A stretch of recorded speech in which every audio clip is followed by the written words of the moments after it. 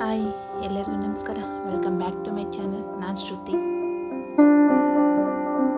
ಬನ್ನಿ ಇವತ್ತು ಹಾಗಲಕಾಯಿನ ಪಲ್ಯ ಅಥವಾ ಗ್ರೇವಿ ಹಾಗೆ ಬೀಟ್ರೂಟ್ ಕ್ಯಾರೆಟ್ ಪಲ್ಯ ಮಾಡೋದು ಹೇಗೆ ಅಂತ ಹೇಳ್ಕೊಡ್ತೀನಿ.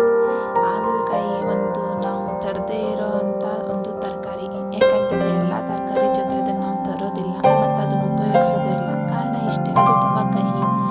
ಇಲ್ಲ ಫ್ರೈ ಮಾಡಬೇಕಾಗತ್ತೆ, ಡೀಪ್ ಫ್ರೈ ಮಾಡಬೇಕಾಗತ್ತೆ, ಉಪ್ಪಲ್ಲಿ ನೆನೆಸ್ಬೇಕಾಗತ್ತೆ, ಏನೇನೋ ಹೇಳ್ತಾರೆ. ಬಟ್ ನಾನು ಅದು ಯಾವುದನ್ನೂ ಮಾಡ್ದೇನೆ, ಅದ್ರಲ್ಲಿ ಕಹಿ ಬರ್ದೇನೆ ಹೇಗೆ ಒಂದೊಳ್ಳೆ ಗ್ರೇವಿ ಅಥವಾ ಪಲ್ಯ ಮಾಡ್ಬೋದು, ಎಷ್ಟು ಸರಳವಾಗಿ ಮಾಡ್ಬೋದು ಅಂತ ನಿಮ್ಗೆ ಹೇಳ್ಕೊಡ್ತೀನಿ. ನಾನಿಲ್ಲಿ ಒಂದು ಕಬ್ಬಿಣದ ಬಾಣಲಿಗೆ 2 ಸ್ಪೂನ್ ಆಯಿಲ್ ಹಾಕ್ತಾ ಇದ್ದೀನಿ. ನೀವು ಫ್ರೈ ಮಾಡೋದಕ್ಕೋಸ್ಕರ ಕಬ್ಬಿಣದ ಬಾಣಲಿನ ಉಪಯೋಗಿಸಿ. ಯಾಕಂದರೆ ನಾವು ಎಷ್ಟು ಫ್ರೈ ಮಾಡ್ತೀವಿ ಅಷ್ಟು ಟೇಸ್ಟಿಯಾಗಿರುತ್ತೆ ಮತ್ತು ಕಹಿ ಇರೋದಿಲ್ಲ. ಸೊ ನೀವು ಕಬ್ಬಿಣದ ಬಾಣಲಿನ ಉಪಯೋಗಿಸಿ. ಇದನ್ನು ಫ್ರೈ ಮಾಡ್ತಾ ಇದ್ದೀನಿ. ಇದನ್ನು ಪಕ್ಕಕ್ಕಿಟ್ಟು ಮತ್ತೊಂದು ಬಾಣಲಿಗೆ ಎಣ್ಣೆ, ಹಾಗೆ ಸಾಸಿವೆ, ಸ್ವಲ್ಪ ಕಡಲೆಬೇಳೆ, ಹಾಗೆ ಕರಿಬೇವು, ಸಣ್ಣದಾಗಿ ಹಚ್ಚಿರೋ ಈರುಳ್ಳಿ. ಇದನ್ನು ಫ್ರೈ ಮಾಡಿ ಪಕ್ಕಕ್ಕಿಟ್ಟು ಇದು ಅರ್ಧ ಫ್ರೈ ಆಗಿ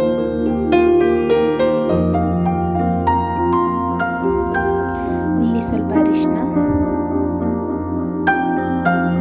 ಹಾಗೆ ಒಂದು ಟೊಮೆಟೊ ಚೆನ್ನಾಗಿ ಫ್ರೈ ಮಾಡ್ಕೊಳ್ಳಿ.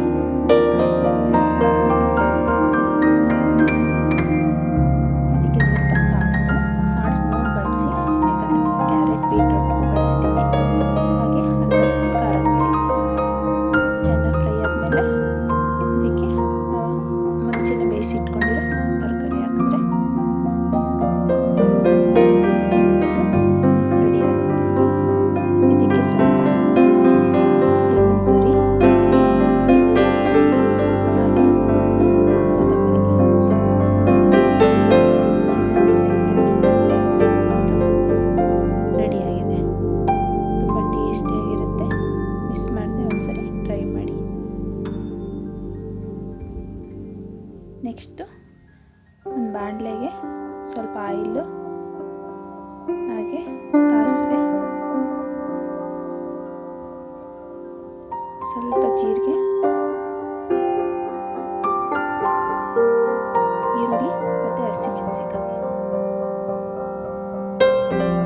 ಇದನ್ನು ಚೆನ್ನಾಗಿ ಫ್ರೈ ಮಾಡ್ಕೊಳ್ಳಿ. ಅಷ್ಟರಲ್ಲಿ ಒಂದು ಸ್ವಲ್ಪ ಹುಣಸೆಹಣ್ಣು ನೆನೆಸಿಡಿ. ಈ ಫ್ರೈಗೆ ಸ್ವಲ್ಪ ಅರಿಶಿನ ಪುಡಿ, ಹಾಗೆ ಶುಂಠಿ ಬೆಳ್ಳುಳ್ಳಿ ಪೇಸ್ಟ್ ಇದನ್ನು ಹಾಕಿ ಫ್ರೈ ಮಾಡಿ.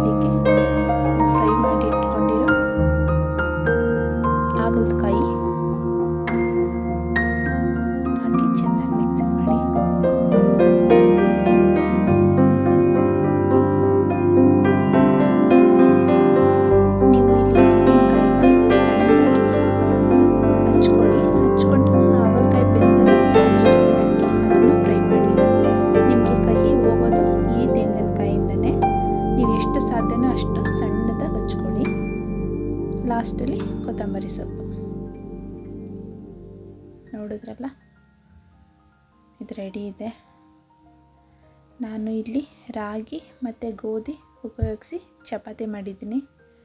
ಇದು ಒಳ್ಳೆ ಕಾಂಬಿನೇಷನ್ನು. ಹಾಗೆ ರೈಸು ಸಹ ಮಾಡ್ಕೋಬೋದು, ಅದು ತುಂಬ ಟೇಸ್ಟಿಯಾಗಿರುತ್ತೆ.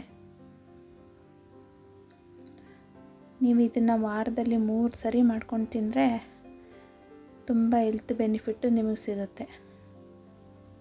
ತಪ್ಪದೆ ಒಂದು ಸರಿ ಟ್ರೈ ಮಾಡಿ. ಮತ್ತೊಂದು ವಿಡಿಯೋ ಜೊತೆ ಮತ್ತೆ ಸಿಗ್ತೀನಿ. ನಮಸ್ಕಾರ.